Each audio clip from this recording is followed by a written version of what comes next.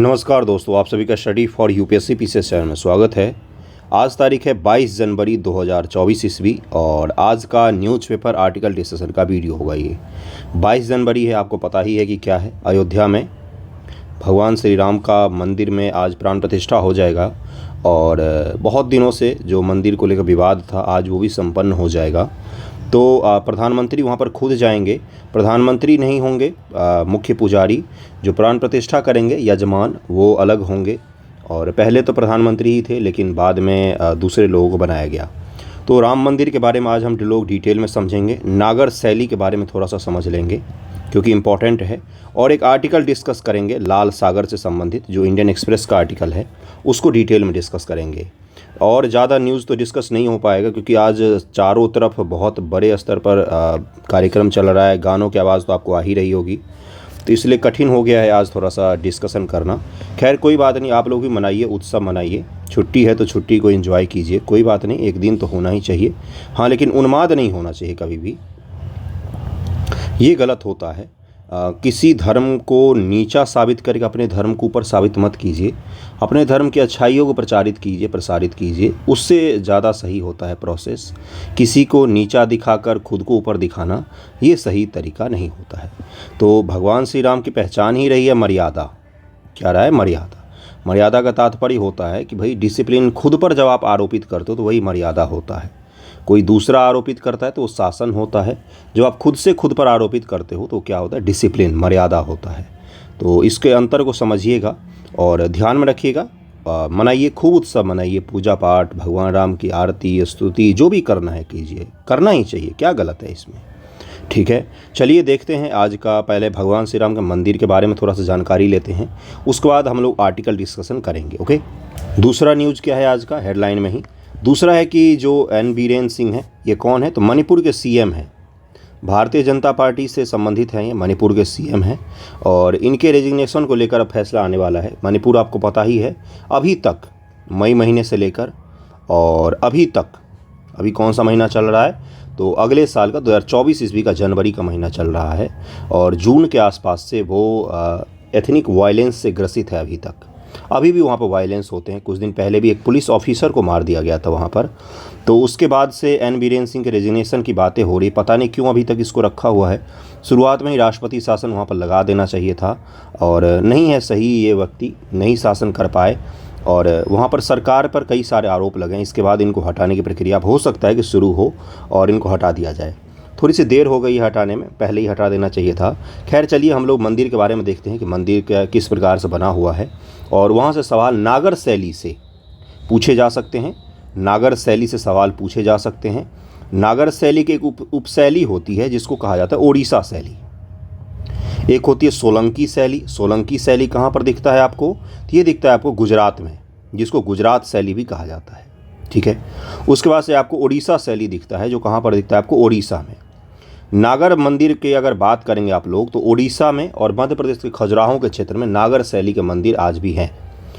UP Bihar के जो नागर शैली के मैक्सिमम मंदिर थे वो अभी नहीं हैं, वो तोड़ दिए गए थे। तो उड़ीसा के भुवनेश्वर शहर में जो जगन्नाथ का मंदिर है, जगन्नाथ मंदिर का भी रिनोवेशन किया जा रहा है उड़ीसा गवर्नमेंट के द्वारा। आपको मैंने बताया था कि 800 करोड़ रुपए खर्च किया जा रहा है किस पर? तो मंदिर के रिनोवेशन पर, मंदिर के कॉरिडोर बनाने को लेकर। और बहुत ही पुराना मंदिर है वो, बहुत ही पुराना मंदिर है। उसको भी उड़ीसा गवर्नमेंट कोशिश कर रही है कि प्रचारित किया जाए, थोड़ा सा प्रसारित किया जाए और टूरिस्ट हब के रूप में उसको और भी ज़्यादा डेवलप किया जाए। उसके बारे में बार बार आपको बता चुका हूँ, उसको व्हाइट पगोडा कहा जाता है, व्हाइट पगोडा कहा जाता है। आप मुझे ये बताएंगे कि जगन्नाथ मंदिर का निर्माण किस वंश के शासकों द्वारा करवाया गया था? ज़रा सर्च कीजिए, देखिए किसके द्वारा करवाया गया था। चलते हैं, देखिए राम मंदिर में किस प्रकार की चीज़ें बनाई गई हैं। उसके बाद लाल सागर वाले आर्टिकल को डिस्कस करेंगे हम लोग। देखिए इसको ध्यानपूर्वक देखिएगा, ये इसी प्रकार का बनाया गया है मंदिर और इसके बीचों बीच में स्थापित किया गया है। और नागर शैली के मंदिर है तो इसका क्या खासियत होगा कि गोपुरम यहाँ पर नहीं होगा, प्रवेश द्वार होगा। गोपुरम कहाँ पर पाया जाता है बंधुओं?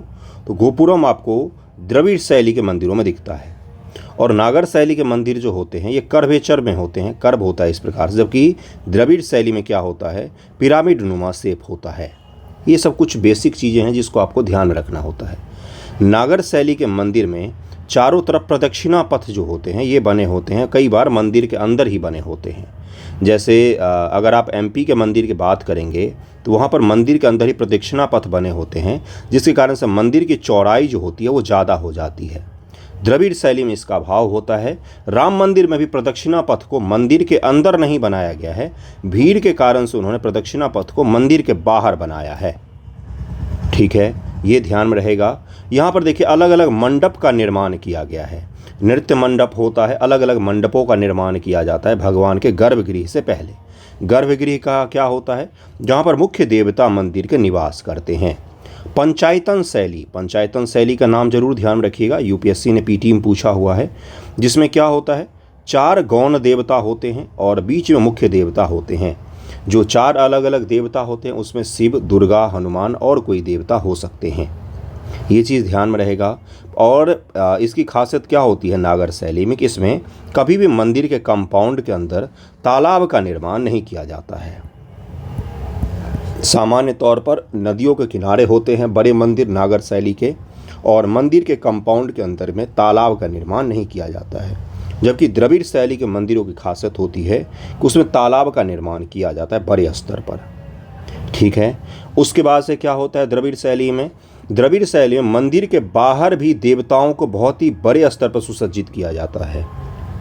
आपने देखा होगा, अगर मीनाक्षी मंदिर का फोटो देखे, बेहद खूबसूरत मंदिर है, जरूर देखना चाहिए। कंस्ट्रक्शन को देखिएगा। मीनाक्षी मंदिर के बाहर भी सैकड़ों देवी देवताओं का आपको एक एक इंच पर आपको क्या मिलेगा, उनको बनाया गया है, कर्व किया गया है। जबकि नागर शैली के मंदिरों में इस चीज़ का अभाव होता है। ऐसे मुख्य देवता केवल मंदिर के अंदर ही निवास करते हैं, मंदिर के बाहर देवताओं को नहीं बनाया जाता है, दीवालों पर या इस तरह की चीज़ों पर। नागर शैली के मंदिर में क्या होता है, द्वार पर गंगा और यमुना द्वारपाल के रूप में स्थापित किए जाते, गंगा और यमुना मूर्ति स्थापित किए जाते हैं। जबकि दक्षिण भारत में यक्ष यक्षिणियों को लगाया जाता है मंदिर के द्वार पर। यमुना और गंगा इनको उत्तर भारत के मंदिरों प्रवेश द्वार के बाहर में लगाया जाता है। ये सब चीज़ें ध्यान में रहेगी आपको। और मंदिर का निर्माण का कब से शुरू होता है? अगर हम लोग नागर शैली या द्रविड़ शैली की बात करें तो देखिए कई सारे लोग मौर्यों को मानते हैं शुरुआत के मंदिर का निर्माण, लेकिन मौर्यों काल में कोई हमें हिंदू मंदिर नहीं मिलता है प्रमुख रूप से। कुछ बौद्ध मंदिरों का प्रमाण मिलता है, आजीविकों के लिए गुफाओं का मिलता है, लेकिन मंदिर का कोई प्रमाण विशेष रूप से नहीं मिलता है। मंदिरों का निर्माण का काल माना जाता है कब से? तो गुप्तों के काल से माना जाता है। जब हम देखते हैं क्या कि कानपुर के समीप में कुछ प्रारंभिक मंदिर बनाए गए हैं, छोटे से चबूतरे पर एक बस इस तरह का मंदिर बनाया गया जिसमें शीर्ष का भाव होता था। शीर्ष ये नहीं बना होता था, शीर्ष पहले शैली के मंदिर में। फिर उसके बाद दूसरा, तीसरा, चौथा, पांचवा इस तरह की शैलियाँ विकसित होती गई हैं। ये राम मंदिर के पूरे बनाए गए हैं, ये कॉरिडोर है, बीच में मंदिर है, सब कुछ आपको पता है, क्लियर हो गया होगा। मूर्ति जो लगाया गया उसे 5 वर्ष के रामलला हैं, 5 वर्ष के हैं, 5 वर्ष की उम्र में उनको दिखाया गया है, क्योंकि उनका जन्मभूमि क्या है, अयोध्या है। ये चीज़ ध्यान में रहेगा। अगर भारत से बाहर हम लोग बात करें राम और रामायण के प्रसार का, ध्यानपूर्वक सुनिएगा, ये आपके सब्जेक्ट का भाग है, कोई ऐसे ही नहीं मैं डिस्कस कर रहा हूँ। आज़ाद भारत में सोमनाथ मंदिर का उद्घाटन कब हुआ था? तो नेहरू जी के कार्यकाल में हुआ था। आपको लग रहा होगा मैं किस्सा सुना रहा हूँ। यूपीएससी पीटी 2022 का सवाल देखिए, सोमनाथ मंदिर के उद्घाटन से सवाल पूछा गया है। बिल्कुल सही सुन रहे आप। यूपीएससी पीटी 2022 पिछले से पिछले साल का पेपर उठाकर देखिए, सोमनाथ मंदिर के उद्घाटन से सवाल पूछा गया है। इसलिए जो भी मैं कह रहा हूँ वो रिलेवेंट होगा आपके लिए, ध्यानपूर्वक सुनिएगा। सोमनाथ मंदिर का जब उद्घाटन हो रहा था, क्यों उद्घाटन हो रहा था भाई? उसको तोड़ दिया गया था, फिर से उसका निर्माण किया गया, गजनबी के द्वारा तोड़ा गया था, आपको पता होगा। उसको लूट लिया गया था। तो उसके बाद से भारत के सबसे समृद्ध मंदिरों में सोमनाथ का नाम आता था उस समय। सोमनाथ मंदिर का निर्माण जब आज़ादी के बाद किया गया था तो उसमें पंडित जवाहरलाल नेहरू नहीं गए थे। उन्होंने बोला था कि मैं किसी विशेष धर्म से संबंधित नहीं हो सकता हूँ, मैं सभी धर्मों का पालन करने वाला इस देश का प्रधानमंत्री, इसलिए वो नहीं गए थे। ये उनके अपने पर्सनल विचार थे।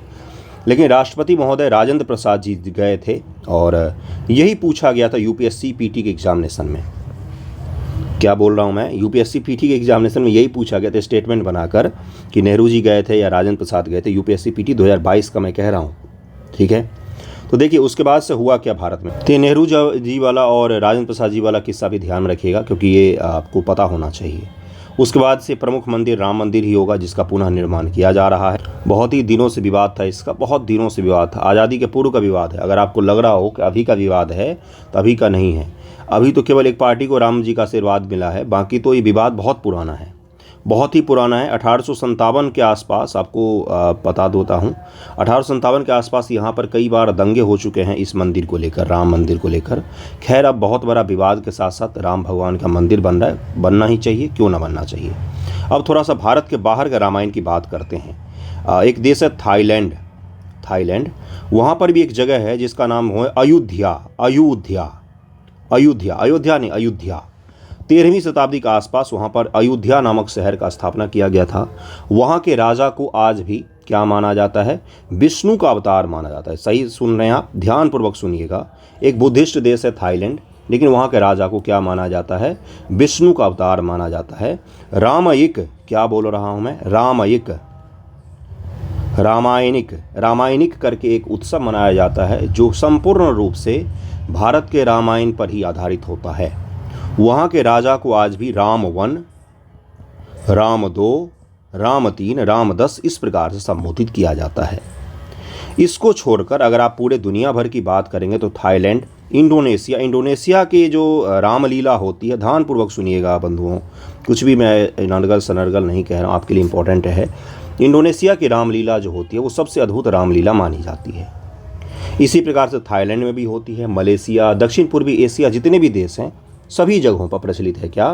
तो रामायण। क्यों प्रचलित है? क्योंकि इन क्षेत्रों में प्राचीन भारतीय धर्म का, प्राचीन भारतीय संस्कृति का बहुत ही ज़्यादा प्रभाव रहा है। व्यापारिक मार्ग पर थे, भारत से व्यापार होता था। शैलेंद्र वंश, ये सब कुछ ऐसे वंश रहे जिन्होंने हिंदुइज्म और हिंदू धर्म को काफ़ी ज़्यादा बढ़ावा दिया था दक्षिण पूर्वी एशिया में। ठीक है। इंडोनेशिया जो देश है मुस्लिम बहुल देश है, फिर भी वहाँ पर रामलीला देखने को क्यों मिलता है? क्योंकि उनकी संस्कृति कल्चर का हिस्सा है। कल्चर धर्म से बड़ा होता है। एक कल्चर में एक से ज़्यादा धर्म का संगम मिल सकता है आपको। एक कल्चर में, एक संस्कृति में एक से ज़्यादा धर्मों का संगम मिल सकता है आपको, जबकि एक धर्म में एक से ज़्यादा कल्चर का आपको समावेशन कम तौर पर देखा जाता है। तो कल्चर एक लार्जर है थोड़ा सा डायमेंशन उसका, और रिलीजन का थोड़ा सा कम डायमेंशन होता है। उसके अलावा अब आपको आश्चर्य हो कि दक्षिण अमेरिका, कहाँ पर मैं बोल रहा हूँ? दक्षिण अमेरिका और कैरेबियाई देश, मध्य अमेरिका के जो देश हैं जहाँ पर वेस्ट इंडीज और छोटे छोटे देशों का आप नाम सुनते हो, वहाँ पर भी रामायण का बहुत ज़्यादा प्रचलन है, बहुत ही ज़्यादा प्रचलित है वहाँ पर भी रामायण। अब आप सोचो कि भारत से वहाँ पर कैसे गया? कोई हनुमान जी लेकर गए थे क्या? नहीं। गिरमिटिया मजदूर और बाकी मजदूर जब भारत से बाहर गए काम करने के लिए, तो वो अपने साथ यहाँ के कल्चर, यहाँ के धर्म को भी ले गए, और वहाँ पर रामायण बहुत ही बड़े स्तर पर फेमस है। वहाँ पर रामलीलाएँ होती। कैरेबियाई देश की मैं बात कर रहा हूँ, सेंट्रल अमेरिकाई देशों की बात कर रहा हूँ वहाँ पर। तो रामायण केवल एक देश से संबंधित नहीं, एक धर्म से संबंधित नहीं, ये कल्चर के तौर पर मनाया जाता है। रामायण की खासियत ये है कि वाल्मीकि रामायण जो है संस्कृत में लिखित है। उसके बाद के रामायण जो है ये अलग अलग भाषाओं में लिखे गए हैं, अलग अलग भाषाओं में, जब जिसमें सबसे महत्वपूर्ण माना जाता है आपका तुलसी का रामायण, जो अवधी भाषा में लिखा गया है। तुलसी का रामायण जो है वो भक्ति काल में लिखित रामायण है। अब भक्ति काल में लिखित रामायण का मतलब क्या होता है? इसमें सिख नख वर्णन मिलेगा आपको। ये हिस्ट्री के स्टूडेंट पढ़ते हैं। सिख नख वर्णन का मतलब क्या होता है? इसमें भगवान राम के हर एक अंग का आपको वर्णन मिल सकता है। जैसे कमल नयन, आँख उनका कमल जैसे है, उपमा अलंकार आपको इस तरह का दिखेगा। ये भक्ति काल की खासियत रही है। इसमें जब आपको भजन और स्तुतियाँ लिखी गई तो इसी प्रकार से लिखा गया कि सिख नख वर्णन किया गया। राम एक पुरुष से, महापुरुष से एक देवता के तौर पर स्थापित कब हुए? तो भक्ति पीरियड में हुए। उससे पहले क्या थे? वो एक संपूर्ण पुरुषोत्तम, पुरुष में सर्वोत्तम के तौर पर जाने जाते थे। ध्यानपूर्वक सुनिएगा, आपको लिखने में मदद करेगा ये सब चीज़ें। इसी प्रकार से जब रामायण एक भाषा में लिखा गया तो देश के हर भाषा में लिखा गया। यहाँ तक कि सिख धर्म में गुरु रामायण प्रचलित है। गुरु रामायण प्रचलित है किसमें? तो सिख धर्म में। उड़ीसा में लिखा गया, उड़िया में, तमिल में लिखा गया। कंबन का रामायण बड़ा ही फेमस है। हर भाषा में, देश में जितने भाषाएं हैं सभी भाषाओं में लगभग में लिखे गए रामायण। उसके अलावा मैथिली की बात करें तो चंदा झा ने लिखा हुआ है मैथिली रामायण, जो यूपीएससी मेंस में जो लोग मैथिली ऑप्शनल रखते हैं उनको पढ़ना पड़ता है मैथिली रामायण। तो ये सब कुछ आपको पता होना चाहिए थोड़ा सा डिटेल में। अब नागर शैली के मंदिरों को देख लीजिए जरा क्या है, और रामायण के राम भगवान के मंदिर के रामलला की मूर्ति का प्राण प्रतिष्ठा या अभिषेक समारोह सरयू तट पर विष्णु पूजा और गौदान के साथ शुरू होगा। अयोध्या राम मंदिर का लेआउट कैसा है? 20-20 फुट ऊंची 3 मंजिलों पर बना हुआ है, जिसमें कुल 392 खंभे और 44 दरवाजे हैं। निर्माण में मकराना संगमरमर, गुलाबी बलुआ पत्थर, ग्रेनाइट पत्थर और रंगीन संगमरमर का उपयोग किया गया है। मंदिर की नींव रोलर कॉम्पैक्ट कंक्रीट के 14 मीटर मोती परत से बनी हुई है। जमीन की नमी से बचाने के लिए 21 फुट ऊंचा ग्रेनाइट पिल्थ लगाया गया है। निर्माण में कहीं भी लोहे का प्रयोग नहीं किया गया है। प्राचीन भारत की अगर हम लोग बात करें तो प्राचीन भारत में कहीं पर भी सरिया का उपयोग नहीं किया जाता था, लोहे का उपयोग नहीं किया जाता, ना तो सीमेंट का उपयोग किया जाता था। जब तुर्की शासक बाहर से आए और दिल्ली सल्तनत की स्थापना होती है, तब जाके भारत में सीमेंट और जोड़ने के लिए, किसी भी चीज़ को दो ईंटों को जोड़ने के लिए सुर्खी चूने का उपयोग वगैरह जो आप देखते हो, ये भारत में बाहर से आई हुई तकनीक है। खासतौर से तुर्की तकनीक मानी जाती है इसको। उससे पहले भारत के जो बड़े बड़े मंदिर आपको विशाल विशाल दिखते हैं, जैसे बृहदेश्वर मंदिर, बहुत ही भव्य मंदिर है, बहुत ही बड़ा मंदिर है। अगर आप उसके साइज को देखेंगे तो आप अचंभित रह जाएंगे। उस मंदिर का निर्माण में कहीं पर भी किसी भी जोड़ने वाली चीज़ों का उपयोग नहीं किया गया है। संपूर्ण रूप से पत्थर के ऊपर में पत्थर रख के उसको इतना स्टेबल बनाया गया कि भूकंपरोधी बन जाते थे ये। तो उसी प्रकार से राम मंदिर का निर्माण भी उसी तरह से किया गया है। इसमें कहीं पर भी सरिये का उपयोग नहीं किया गया है। हाँ, कुछ मॉडर्न चीज़ों का तो उपयोग किया ही गया है, लेकिन इसमें सोचिए जरा कि नागरहोल जो द्रविड़ शैली का आपको भव्य मंदिर देखते हैं, जो राम मंदिर से भी बड़े बड़े मंदिर हैं, वो किस प्रकार से बनाए जाते होंगे, है ना। तो इसको ध्यान में रखिएगा। मंदिर की नींव वगैरह बता दिया मैंने। मंदिर की नींव में 14 मोटी परत है कंक्रीट की। निर्माण में कहीं भी लोहे का उपयोग नहीं किया गया है।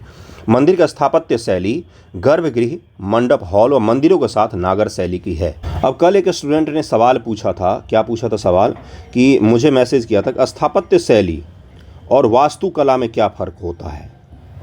वास्तुकला, स्थापत्य शैली। स्थापत्य का मतलब होता है कि मंदिर किस आकार का है, किस प्रकार से बना हुआ है, ऊंचाई कितनी है, चौड़ाई कितनी है, लंबाई कितनी है, ये मंदिर का क्या हो गया, स्थापत्य हो गया। अब वास्तुकला क्या तात्पर्य होता है कि मंदिर के पीछे निहित संस्कृति क्या है, एक्सप्लेनेशन क्या है। मंदिर पंचायतन शैली में है, क्यों शैली में है, क्योंकि 5 देवता निवास करते हैं, 5 अलग अलग होते हैं। हिंदू धर्म में 5 को पवित्र माना जाता है, 10 दिशाओं का प्रतिनिधित्व होना चाहिए। ये मैं क्या कह रहा हूँ, ये संस्कृति हो गया। जैसे नटराज की मूर्ति गोल बना हुआ है, उनके पैर ऊपर उठे हुए हैं, नीचे गिरे हुए हैं, ये क्या हो गया, ये उसका वास्तुकला हो गया। उसका क्या हो गया, तो ये स्थापत्य हो गया। वास्तुकला उसका क्या होगा कि नटराज में संस्कृति क्या निहित है, तो ये हो गया उसका क्या, तो वास्तुकला। जैसे घर आप जब बनाते हो तो उसका स्थापत्य हो गया, घर किस आकार का है, कितना ऊंचा है, कितना चौड़ा है। जबकि उसका वास्तुकला क्या हो गया, वास्तुकला हो गया कि भाई घर में बनाने से पहले आप ये देख लो शुभ अशुभ क्या है, किस कोने में क्या होना चाहिए, ये सब क्या होती है, ये वास्तुकला के तहत निहित होती है। ओके। परिसर का प्रत्येक कोने में सूर्य, भगवती, गणेश, शिव की मूर्ति स्थापित होगी। उत्तरी और दक्षिणी भुजाओं पर क्रमशः अन्नपूर्णा और हनुमान के मंदिर बनाए जाएंगे। महर्षि वाल्मीकि, वशिष्ठ, विश्वामित्र, अगस्त्य, निषाद राज, सबरी आदि के मंदिर भी प्रस्तावित हैं। मंदिर वास्तुकला की नागर शैली क्या होती है, इसे पहली बार उत्तर भारत में 5वीं शताब्दी में ईसा गुप्त काल के दौरान विकसित किया गया था। यह शैली उत्तर पश्चिम पूर्वी भारत, बंगाल क्षेत्र को छोड़कर में लोकप्रिय है, खासकर मालवा, राजपूताना, कलिंग के आसपास के क्षेत्रों में। बंगाल में कौन सी शैली दिखती है, बंगाल में पालों की शैली दिखती है। पालों में झोपड़ी नुमा मंदिर बनाया उन्होंने, इस प्रकार से मंदिर ढका होता था पालों का। ये अद्भुत खासियत है पालों की मंदिर का। क्यों बनाए गए, क्योंकि उनके यहाँ पर इस तरह की चीज़ें अवेलेबल थी। वर्षा बहुत ज़्यादा होती है, वर्षा से बचाने के लिए उन्होंने इस तरह के मंदिर का निर्माण किया। झोपड़ी नुमा अपने आस पड़ोस की चीज़ों को देखकर, और उनकी संपत्ति का अभाव था, इसलिए इस तरह के कम भव्य मंदिर दिखते हैं। जहाँ पर जितना ज़्यादा संपत्ति दिखेगा आपको, वहाँ पर उतनी भव्यता आपको मंदिरों में दिखेगी। ठीक है, दक्षिण भारत का आप मंदिर देख सकते हैं। ये एक साधारण पत्थर के मंच पर बनाया गया है, जिसमें मंदिर तक जाने के लिए सीढ़ियाँ हैं। इसकी विशेषता होती है शिखर, गर्भ की हमेशा उच्चतम शिखर के ठीक नीचे स्थित होता है। शिखर पर एक कमल आमलक भी स्थापित होता है। आमलक कलश को क्या कहा जाता है, आमलक। अब यही स्थापित नहीं हुआ है राम मंदिर में अभी भी, इसीलिए मंदिर अपूर्ण है, अभी भी निर्माण उसका चल ही रहा है, और उसमें आमलक अभी भी स्थापित नहीं किया गया है। ओके। शिखर के प्रकार रेखा प्रसाद या लैटिना, ओडिशा का श्री जगन्नाथ मंदिर, शेखरी, खजुराहो, कंदरिया महादेव मंदिर, वल्लभी तेली का मंदिर, फमसाना, कोणार्क मंदिर का जगमोहन, ये आप देख सकते हैं। 4 दीवार या प्रवेश द्वार का अभाव होता है हमेशा। ये उड़ीसा शैली, चंदेल शैली और सोलंकी शैली होते हैं। ये सब अलग अलग इसकी उपशैलियाँ होती हैं। बाकी राम मंदिर के बारे में एक्सप्लेन कर चुका हूँ। अगले न्यूज़ पर चलते हैं, आर्टिकल डिस्कशन करते हैं। आज उतना ही तक अपना वीडियो रहेगा। देखिए क्या है, अब वाणिज्य और उद्योग मंत्रालय की रिपोर्ट में लाल सागर पर है। क्या था एक, तो देखिए द हिंदू में प्रकाशित था ये लेख उसी पर आधारित है। इसको ध्यान रखिएगा, 18 तारीख को आया था। और पढ़ते हैं आगे। वाणिज्य और उद्योग मंत्रालय की रिपोर्ट है कि यूरोप में भारतीय निर्यात विशेष रूप से कृषि और कपड़ा जैसे निम्न मूल्य उत्पादों को लाल सागर में बढ़ते तनाव और पनामा नहर में चल रहे सूखे की समस्या के कारण व्यवधान का सामना करना पड़ रहा है। इसकी प्रतिक्रिया में केंद्रीय वाणिज्य सचिव की अध्यक्षता में एक अंतर मंत्रालय बैठक आहूत की गई है, जिसमें विदेश, रक्षा, जहाजरानी जैसे प्रमुख मंत्रालय, वित्त मंत्रालय के वित्तीय सेवा विभाग ने भागीदारी की है और वैश्विक व्यापार पर संभावित प्रभाव के बारे में चिंताओं को संबोधित किया है। अब देखिए क्या हो रहा है दरअसल में लाल सागर में, आपको पता है हूतियों के कारण से, और पनामा नहर के बारे में मैंने बताया था पिछले वीडियो में, जिसमें मैंने बताया था कि इस नहर के आसपास सूखा पड़ रहा है, जिसके कारण से इसमें से जहाज़ों की संख्या 33% घट गई है। 33% कम जहाज़ आ जा पा रहे हैं पनामा नहर से होकर। कितने बड़े बड़े संकट आने वाले 2024 में, आपको रियलाइज़ हो रहा है कि क्या होने वाला है 2024 में। पनामा नहर का सूखना बहुत बड़ा संकट है। ये लाल सागर का नहीं सही से काम कर पाना, ये भी बहुत बड़ा संकट है। आपको केप ऑफ गुड होप से जाना पड़ेगा। केप ऑफ गुड होप किसको कहा जाता है? जितने भी कॉन्टिनेंट हैं उसका सबसे दक्षिणी भाग किसी न किसी होप के नाम से जाना जाता है। केप ऑफ गुड होप कहाँ पर है ये? तो अफ्रीका का सबसे दक्षिणतम बिंदु, ऑस्ट्रेलिया के सबसे दक्षिणतम बिंदु को क्या कहा जाता है, और दक्षिण अमेरिका के सबसे दक्षिणतम बिंदु को क्या कहा जाता है, ये ज़रा सर्च कीजिए बैठकर, ठीक है। उसको कौन सा केप कहा जाता है? लाल सागर एक अर्ध परिबद्ध उष्णकटिबंधीय बेसिन है जो पश्चिम में उत्तर पूर्वी अफ्रीका और पूर्व में अरब प्रायद्वीप से घिरा हुआ है। लाल सागर तो पता ही है आपको कहाँ है। लंबे संकीर्ण आकार का यह बेसिन उत्तर पश्चिम भूमध्य सागर, दक्षिण पूर्व में हिंद महासागर के बीच में विस्तृत है। लेकिन इसमें चमत्कारी परिवर्तन तब आया जब 1869 ईस्वी में मिस्र से होकर एक बहुत बड़ा सा नहर खोदा गया, जिसको स्वेज कनाल का नाम दिया गया, स्वेज नहर का नाम दिया गया। और इसने क्या किया, 7000 किलोमीटर से लंबी दूरी को घटाकर कुछ घंटों की दूरी में समेट कर रख दिया। उससे क्या हुआ, एशिया और यूरोप के बीच में समुद्री मार्ग से व्यापार करना बेहद आसान हो गया। और उस व्यापार के चलते यूरोप और एशिया जो है वो काफ़ी करीब आ गए, कल्चरल रूप से, व्यापारिक रूप से, हर दृष्टिकोण से करीब आए हैं। इंटरनेट के केबल भी कहाँ से बिछे हुए हैं, तो यमन के पास से ही होकर गुजरते हैं, लाल सागर से होते हुए यूरोप तक जाते हैं। इंटरनेट केबल के थ्रू जुड़ा हुआ है यूरोप से भारत और एशिया, तो वो भी इसी सब के कारण संभव हो पाया, ठीक है।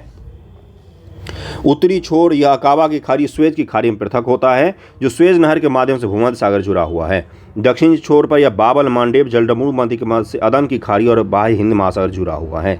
यह रेगिस्तान या अर्ध रेगिस्तान इलाकों से घिरा हुआ है, जहाँ मीठे पानी की कोई बड़ा प्रवाह मौजूद ही नहीं है। जहाँ से गुजरता है ये लाल सागर और स्वेज नहर, वो लगभग में रेगिस्तानी इलाका है पूरा का पूरा। अब देखिए अगला है कि लाल सागर में कौन कौन से मुद्दे बन रहे हैं। तो आपको पता ही है कि अलग अलग टैंकरों पर क्या हो रहा है। तो ड्रोन से अटैक किया जा रहा है, जिसमें MB कैंप, प्लूटो, बहुत सारे टैंकर हैं जिन पर अटैक किया जा रहा है, जिसके कारण से भारत का ऊर्जा सुरक्षा और फूड सुरक्षा को लेकर खतरा उत्पन्न है। केवल भारत का ही नहीं, यूरोप के लिए भी ये खतरनाक होगा, क्योंकि एशिया से बहुत ही बड़े स्तर पर खाने पीने की चीज़ें, कपड़ा, engineering goods, James and jewellery, कारें, हर चीज़ आयात निर्यात होता है स्वेज नहर के थ्रू। ओके, पनामा नहर मुद्दा क्या है इसमें? पनामा नहर का मुद्दा ये है कि सूखा हो गया है वहाँ पर बहुत ज़्यादा। पनामा नहर के 51 मील लंबे विस्तार के माध्यम से शिपिंग 50% से अधिक की गिरावट आई है। ये बहुत बड़ी गिरावट है गुरु। अगर 100 सामान जाता था अब उससे होकर, तो केवल 50 ही जा रहा है, बाकी 50 का क्या होगा? तो ये क्या करेगा, तो ये धीरे धीरे मार्केट में सामान के सप्लाई को कम कर देगा। उससे क्या होगा, कॉस्ट बढ़ जाएगा। कॉस्ट बढ़ने से क्या होगा, मुद्रास्फीति बढ़ जाएगी। मुद्रास्फीति बढ़ने से पूरे दुनिया की इकॉनमी डामाडोल स्थिति में पहुंच जाएगी, क्योंकि अमेरिका की इकॉनमी सबसे ज़्यादा प्रभावित होगी। और डॉलर जो है पूरी दुनिया का इकॉनमी है, पूरी दुनिया को प्रभावित करेगी ये, कम से कम, है ना। देखिए अगला क्या है, मध्य और पूर्वी उष्णकटिबंधीय प्रशांत महासागर में सामान्य से अधिक गर्म जल से संबंध प्राकृतिक रूप से उत्पन्न होने वाला अल नीनो जलवायु पैटर्न पनामा के सूखे में योगदान दे रहा है। क्या कारण है इसका? अल नीनो, प्रशांत महासागर की गर्म जलधाराओं के बारे में पढ़ा होगा आपने, पेरू के तट के समीप में, वही कारण बन रहा है अल नीनो में। अल नीनो के कारण से पनामा नहर जो है वो सूख रहा है, 50% वो शिपिंग कम हो गया है वहाँ से। अब संरचनात्मक खामी, पनामा नहर के परिचालन संबंधी चुनौती और लाल सागर जैसे वैकल्पिक मार्गों को व्यापार फोकस में बदलाव ने कई चिंताओं को उत्पन्न की है, जिस पर तुरंत ध्यान देने की आवश्यकता है। और इसी आवश्यकता के कारण से क्या हो रहा है, पूरे दुनिया की इकोनॉमी जो है कहीं न कहीं खतरे में पड़ गई है। ड्रेजिंग की आवश्यकता, गहराई कम होने जैसे मुद्दे सामने आए हैं। बड़े जहाज़ों के नौ परिवहन में बाधाएं पैदा कर इन चुनौतियों से निपटने की तत्काल कार्रवाई की आवश्यकता है। दोनों मार्ग विश्व के सबसे व्यस्ततम मार्ग पर हैं और एक प्राकृतिक कारण से और एक मानव जनित कारण से खतरा में पड़ गया है। पूरे दुनिया की इकोनॉमी के सामने बहुत ही बड़ा खतरा है ये। उपयुक्त मुद्दों के कारण भारत पर क्या प्रभाव पड़ेगा, हमें तो इसी से मतलब होना चाहिए।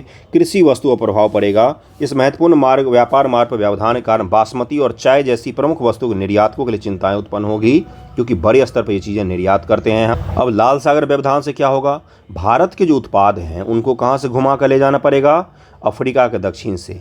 इससे 10 से 20% कॉस्ट बढ़ जाएगा।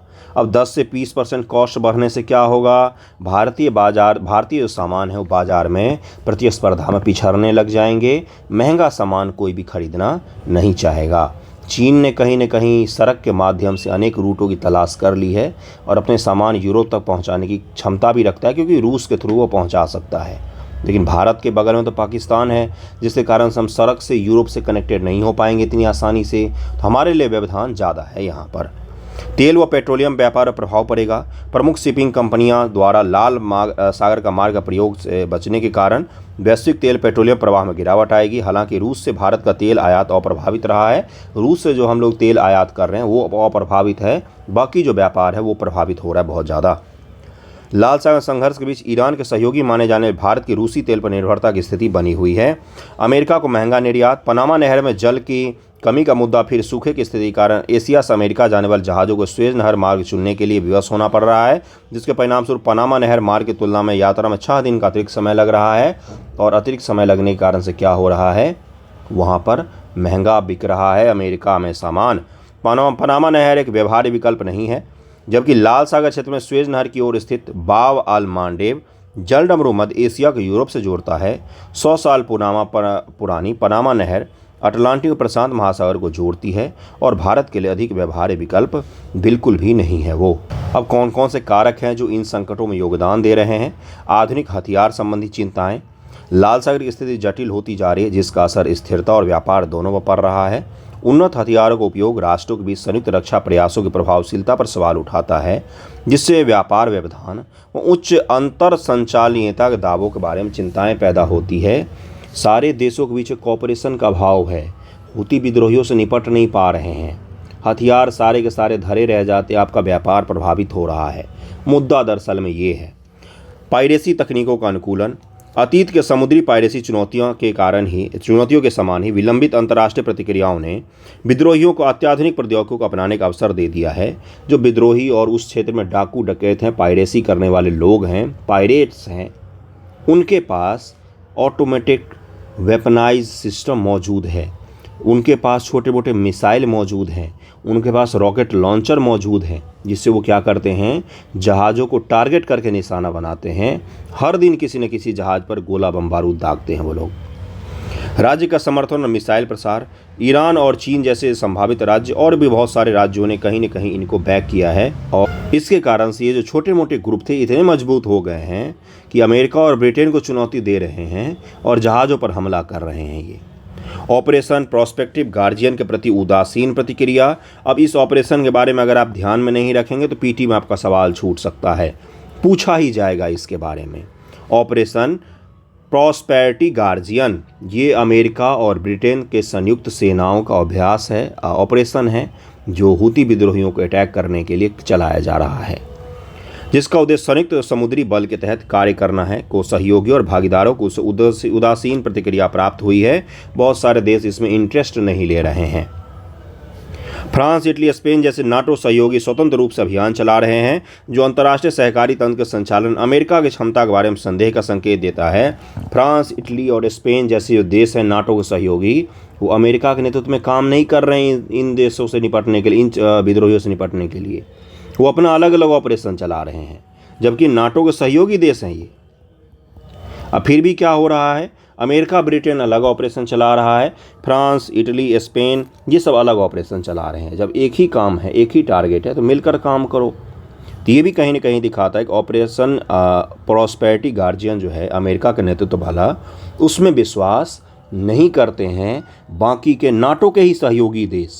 ओके, अगला क्या है कि जो यमन के सबसे नज़दीक के देश हैं, जो वहाँ पर कंट्रोल भी रखते हैं कुछ हद तक, सऊदी अरब, यूएई, उनका कोई योगदान नहीं इस चीज़ को कम करने। वो बोलते हैं हमें मतलब ही नहीं है। ऑपरेशन सऊदी अरब की अनुपस्थिति संभवतः यमन समझौता वार्ता और ईरान के साथ संबंधों पर नकारात्मक प्रभाव से बचने के लिए निहित जटिलताओं को उजागर करती है। यूएई की अनिच्छा इजरायल के लिए कथित समर्थन से बचने के कारण हो सकती है। भारत पूर्ण सदस्य होने के बावजूद संभवतः ईरान के साथ अपने संबंधों का स्वतंत्र रूप से अभियान चलाता है। भारत भी इस ऑपरेशन का हिस्सा इसलिए नहीं बना कि उसने बोला कि हम ईरान के साथ हमारे बहुत अच्छे रिलेशन हैं, हम हूतियों के साथ अलग तरीके से निपटेंगे, हम अपने जहाज़ को बचाने से केवल मतलब रखते हैं, हमें केवल अपने से मतलब, हम बाकी चीज़ों से मतलब नहीं है। सभी देशों का इसी प्रकार का रवैया हो रहा है, इसलिए छोटा सा यमन के छोटे से विद्रोही गुट इतना ज़्यादा प्रभाव दिखा रहे हैं लाल सागर में। ठीक है, समुद्री सुरक्षा पर वैश्विक प्रभाव क्या है?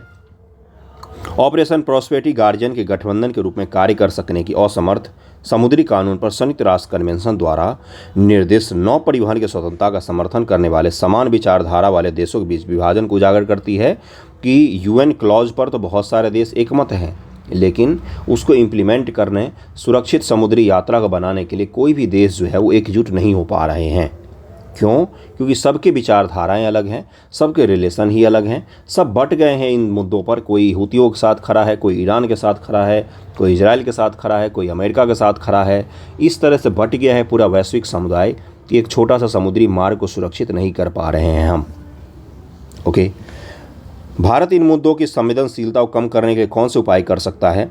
संयुक्त समुद्री सुरक्षा पहल, लाल सागर क्षेत्र के प्रमुख हितधारक मिस्र, सऊदी अरब, यूएई, अमीरात और यमन, इन सब के साथ भारत के अच्छे संबंध हैं, इनके साथ संयुक्त अभ्यास शामिल हो सकता है। उन्नत निगरानी प्रणाली तैनात कर सकता है। अधिमान्य अभिगम्य परवार्ता, भारतीय जहाज़ों के लिए अधिमान्य मार्ग या विशिष्ट मार्गों के तहत लिए संभावित टोल छूट पा सकने के लिए पनामा नहर अधिकारियों के साथ वार्ता करें। पनामा नहर का भी हमारे पास मुद्दा है। वैकल्पिक व्यापारिक मार्गों पर विचार करना चाहिए कि अलग से कोई मार्ग हम तलाश सकें, उस पर भी विचार करना चाहिए। मुझे पता है आज के वीडियो में बहुत सारा खामी रह गया, इसको मैं सही से नहीं करवाया हूँ, लेकिन मैं कोशिश करूँगा इसको और अच्छे से करवा दूँ। बहुत ज़्यादा साउंड हो रहा है अगल बगल में, इसलिए नहीं करवा पा रहा हूँ।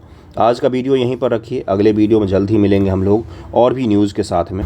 आज यहीं पर समाप्त करता हूं मैं, क्योंकि बहुत ही ज़्यादा शोरगुल हो रहा है आस पड़ोस में, नहीं बना पा रहा हूं मैं सही से वीडियो। ओके, और अगले में मैं कर दूंगा, चिंता मत कीजिएगा। आपको समझ में तो आया ही होगा कि क्या मैं बताने की कोशिश कर रहा हूँ। Okay, thank you so much आप सभी का वीडियो देखने के लिए।